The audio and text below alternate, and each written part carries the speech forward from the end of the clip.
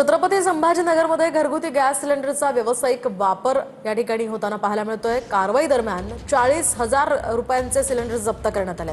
तर बुलढाण्यामध्ये सुद्धा घरगुती गॅस सिलेंडरचा हॉटेलमध्ये अवैधरित्या वापर केला जात होता। तहसीलदार विठ्ठल कुमरे यांनी धडक कारवाई करत त्या ठिकाणाहून 14 सिलेंडर जप्त केले।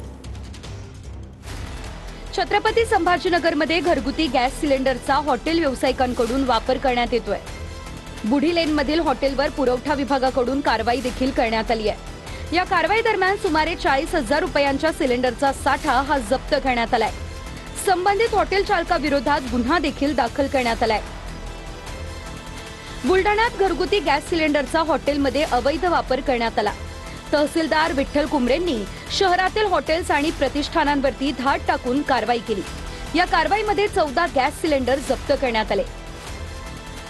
डोंबिवलीमध्ये गॅस कनेक्शन अपडेटच्या नावाखाली तिसरी सायबर फसवणूक झाली आहे। महानगर गॅसचं कनेक्शन बंद होणार असल्याचं सांगत कापड व्यापारी अरुण मोरेंची 14 लाखांची फसवणूक करण्यात आली आहे।